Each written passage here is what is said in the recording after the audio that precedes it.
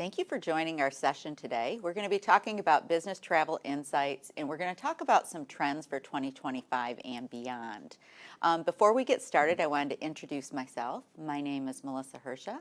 I'm a Senior Global Travel Success Manager at SAP Concur. I have worked in the travel industry for 30 plus years, and today I have two industry experts with me on our panel today, and I'm going to turn it over to each of them to introduce themselves. So Ed, why don't we start with you? Thanks, Melissa. Appreciate it. Ed Phillips, University Travel Manager at Michigan State University. We run a travel program that's about $80 million travel and expense spend each year. Great. I'm Rex Heineman. I'm the Global Travel Card and Expense Manager at General Mills. We have a spend of about $70 million globally. I've been in the industry, similar with Melissa, for 30 plus years, 20 on the supplier side and the last 12 or 13 on the buyer side. Great, thank you both. So what we're going to, I want to go over the agenda that we have for today. So we have a lot of really great, interesting, and relevant topics for you to hear about today. First, we're going to talk about the divide between organizations, travel managers, and travelers, and really the flexibility that those travelers want. And then we're going to move on to a very interesting topic, generational differences, amongst business travelers when they're actually traveling. Then we're going to talk a little bit more about the more demanding travel population. AI is also a huge game changer in it. And then we're going to, end our session today talking about the strategic travel manager role and how those roles have changed for our travel managers across the years. So with that being said, I want to first let you know that we did our 7th annual Global Travel Manager Survey. And from that survey, we looked at 5,000 key stakeholders, from CFOs to travel managers to travelers, and we wanted to get some information from them, and we asked a lot of different interesting questions from that survey. So some of the things that we heard was that digital tools are not going to replace travel. And, CFOs understand, even though they'd like maybe 40-50% of those business trips to turn virtual, they understand that they get stronger business outcomes from face-to-face meetings. They're making better deals with their people out there on the road. And then 80+% of travelers feel that business travel is essential to being successful in their jobs as well. And with that being said, the CFOs are still funding travel budgets. So what we're seeing is that travel budgets are going to stay the same, or they're actually going to increase in 2026. And then a new word that I'd not heard of before is travel scrimping. So it's real, it's costing travelers. We're seeing it much more in the younger generation. But what travel scrimping is that when your different organizations are cutting costs, say reducing the business class they can take, wanting them to stay at a lower tier hotel. Those are your users or your employees that are actually paying for those additional employee travel enhancements out of their own pocket. So we're going to talk a little bit about that when we get into generational differences. And then there's been a lot of travel security issues this year with some aircraft accidents that have taken place. So travel managers are really having to focus much more, making sure they have duty care in place and making sure they're keeping their travelers safe. And then, of course, another top one is AI, and it has really been a game changer in the travel program. So with that being said, we're going to actually start with our first topic for my panel, and that's the divide or the division between organizations, travel managers, and travelers. And so with that, the ROI for travel in 2026 is going to be under a spotlight. It's going to be under a spotlight to make sure that those business trips are driving some great business outcomes as well. So with that being said, Rex, I'm going to start with you. Are you seeing this within your organization? Are you seeing a disconnect, I guess, from leadership objectives versus yours and the travelers? Yeah, I think from our perspective, we are seeing a little bit of a background. During COVID, our business did really well because most people were sitting at home eating. Since COVID, we have struggled with inflation. We've struggled with other food companies who lower price and maybe lower quality, as we say. So it's been a struggle from our perspective. So where we're really focusing is really about how do we keep the employee satisfaction up. Our leadership is very focused right now on how can we reduce travel wherever possible. So we're looking at a few different things on how we can manage this moving forward. Great. And Ed, this would be a little bit different for you coming from a university. I mean, you're in the part of regulated industry, so this looks a little bit different for you. How are you, for those travelers that want more of a flexible travel program, how are you managing those outside bookings and giving those opportunities? That's a great question. We're really looking at it holistically to understand what is the traveler really looking to accomplish. And working with our leadership, again, as you said, we're in a highly regulated environment. We operate under a different set of rules, say, than a corporation like Rex's. And as such, our leadership is very supportive of the regulated environment and the policies that we operate in and we put in place. So what we do is we really lean on the tools that are available to us to be able to support the travelers, provide them real-time information. So things like TripIt and TripLink. Great. Again, we are not a mandated purchasing environment, yet we have almost an 87% traction with booking through our preferred channels. We do that by giving the information to the customer where they are, not where we are. Mm-hmm. So again, understanding what their wants are, needs are, and setting up the system and curating the system so it works in the environment the way they expect it to work, when they want it to work, and where they want it to work on the platform. So that means mobile. That means desktop. That means push messaging. So that creates compliance because we're programming the rules behind the scenes that power all those resources they have access to. That's a lot of great tools that you're putting in the hands of your end users and your travelers to be able to do that. With us speaking about outside booking, we can't talk about industry trends and topics without talking about NDC, which is the new distribution channel. I'm sure everyone is very well aware as to what that is. So in New Concur Travel, one of the beauties of this is that you can actually turn on and bring in that NDC content. Travel management companies are starting to adapt to this too. However, it's pretty slow, in getting companies to adapt to the NDC content. We are seeing that there's about a 7% savings domestically and 14% savings international by pulling in that NDC content and showing those options to your traveler. So Rex, with General Mills, you're on the new travel UI. Where are you at with your NDC journey or adopting or turning on NDC content?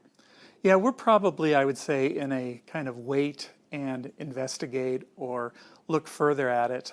We are based out of Minneapolis, which is a Delta hub. And as many of you know, that Delta has been, I would say, more conservative in rolling out NDC. So our Delta spend being out of Minneapolis, we have about 70 to 80% of our spend on Delta. So we haven't been impacted like a lot of other travel managers who are sitting in hubs for United or American, where they've had to really look at this and find solutions. We have run into this a few times in some of our sales offices and manufacturing plants who are located throughout the country who are looking at those carriers and using them.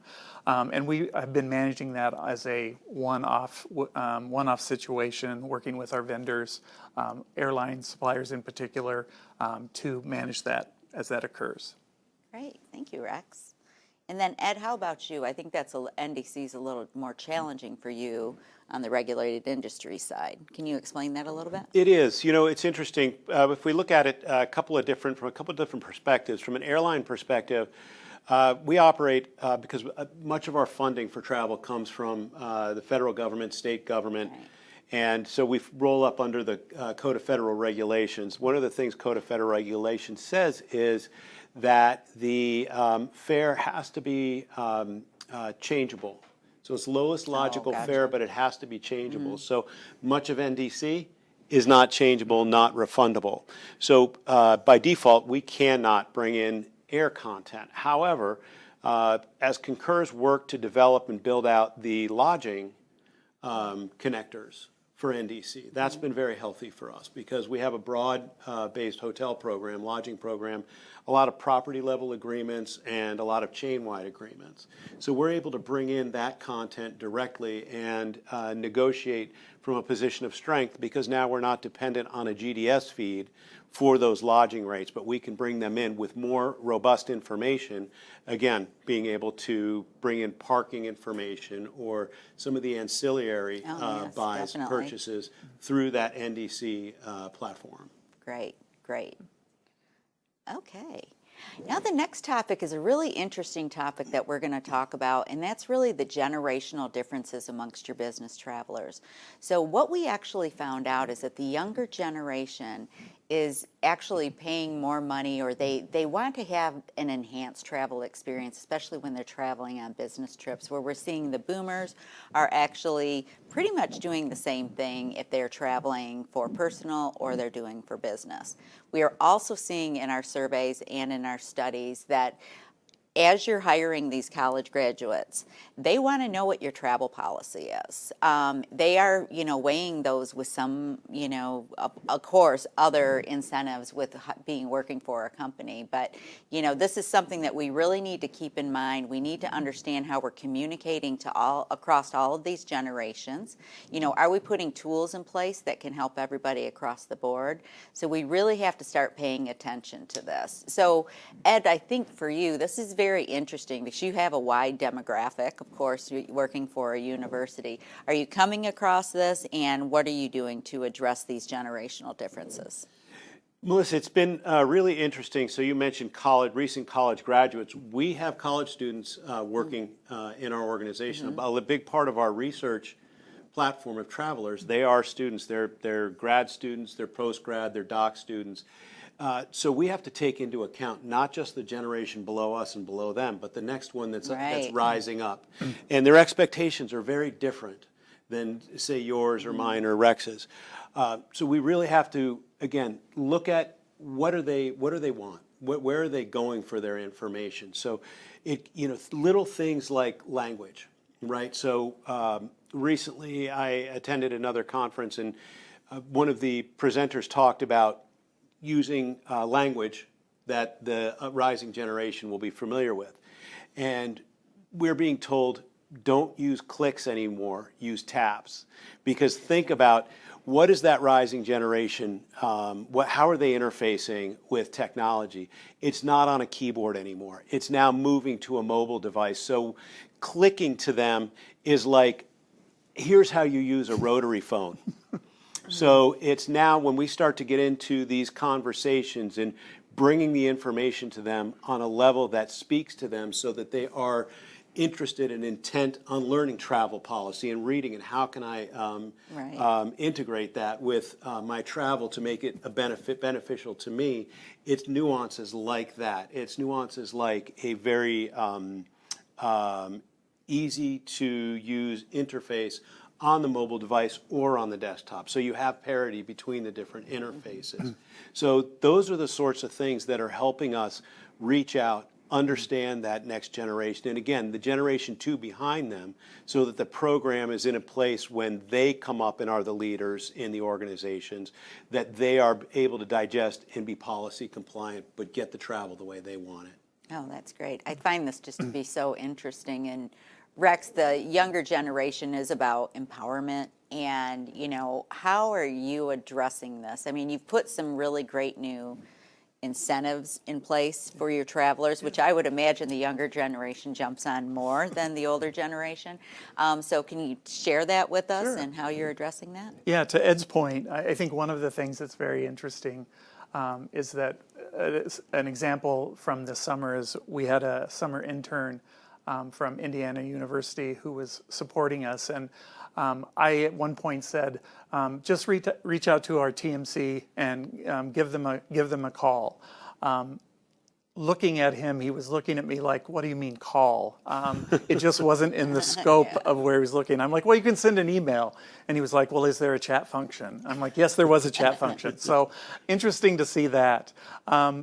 When we talk about incentives, one of the things we've done is we're trying to reduce costs. And this is a program we've had in place for several years, but we're really trying to increase the usage, is what we call business to coach. So we have a really nice business class policy. Anything over 6 hours internationally is business. A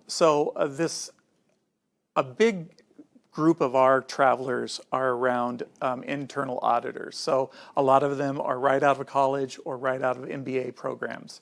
So definitely the Gen Z group. And our program, Business to Coach, is that if you decide to go and coach on an international trip, you're able to if you go and coach, we will split the fare difference between business class and economy. So it has to be a savings of $4,000, and then we'll split $2,000. The $2,000 will get back to the employee. That is the maximum. Sometimes the variance on prices are dramatically high, but we have stuck with the $2,000. It's brought a dramatic value to us from a savings perspective. And as I said, this is one of the things we're trying to roll out even further. So we're also seeing that the younger generation is definitely doing that, and also tying in leisure. I'm going to India next week, and someone from our travel team reached out and said, hey, would you like to take use of business to coach? And I'm like, no, thank you. I'm not doing that on the way to India, but thank you for asking. So they were definitely following our policy. So. Great. Well, thank you both on that topic. Our next topic we're going to talk about today is AI and how it's really changing the game in travel programs. So this is going to be a trend you're going to see 2025 and beyond is AI. And we are starting to pull more information into Concur Travel. We've been using AI on the expense side of Concur for quite some time, but now we brought in the new best recommended flights for you, best recommended cars for you. We're going to be using Joule, which is going to be our AI bot that's going to really help, and it's going to be wonderful when that actually gets rolled out on travel as well. What we've seen just since we put the best recommended flights and best recommended cars for you, is we've seen about a 19% improvement in the time it takes to complete a booking and a whopping 78% improvement in compliance. So it is working. It is a really great tool for our customers. So Rex, with that being said, I mean, this is one of the most exciting things that are happening in the industry right now. How is General Mills embracing AI, and how do you feel that impact will be in the travel industry? Yeah, within General Mills, we have our own internal ChatGPT program. And one of the main things that I've seen, and I've talked to my team a lot about this, is how can we use that to help our own travel program, us managing the travel program. And one of the things I've done, and I've working with my team to say they need to use AI at least once a month, is around travel communication. So whether that's an internal communication or communication to suppliers, we're rolling out new travel program in India for one of our divisions. The amount of time that historically I've spent on writing communications, advising training coming up, has been cut, I would say 70% of the time using AI.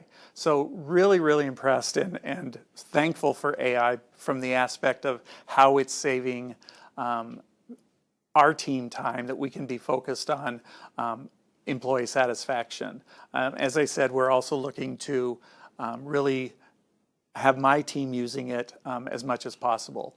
I think moving forward with the Joule, we're really excited to start using that more and rolling that out to our travelers. And I think we'll all agree, AI is definitely something that's going to continue to grow around, as well as different technologies. So really trying to take advantage of them.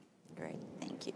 And then Ed, how about you? I mean, how is your organization embracing AI and bringing that into the travel program? It's interesting working at a place where some of the smartest minds in the world call home.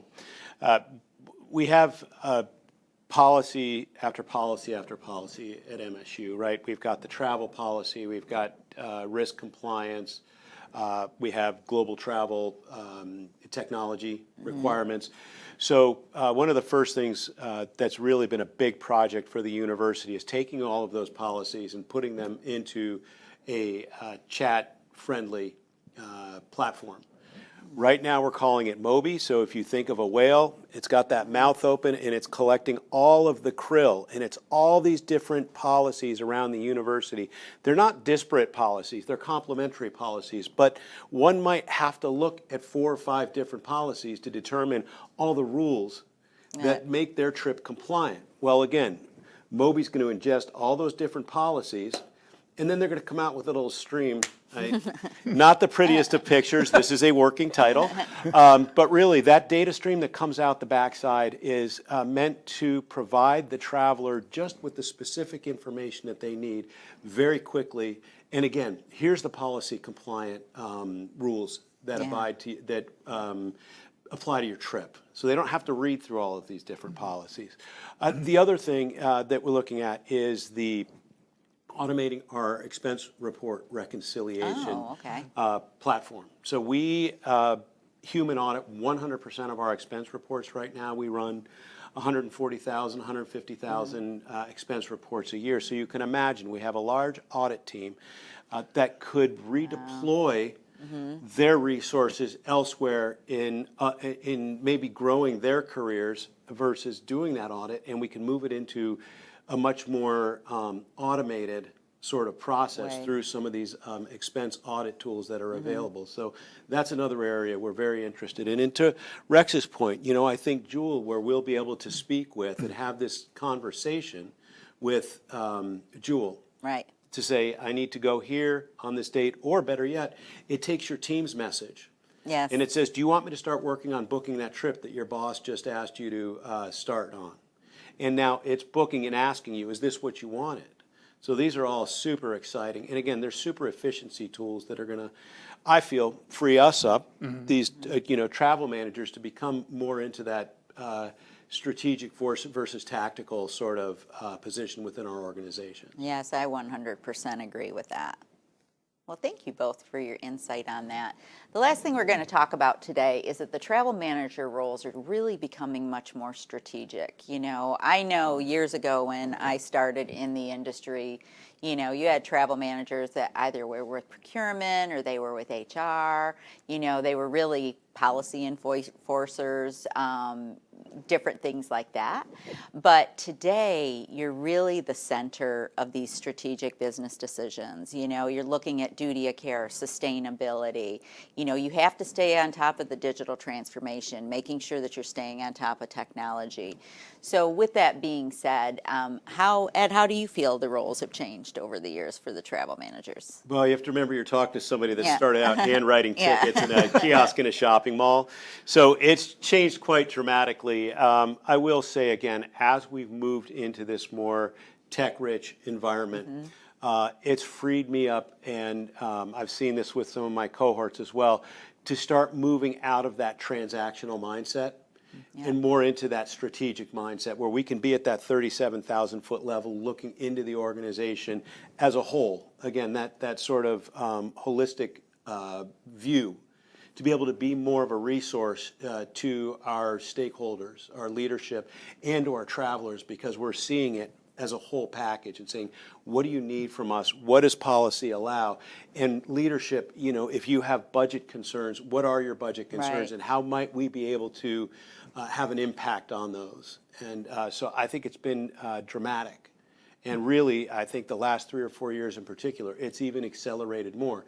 My challenge is, I like to get it in work service tickets.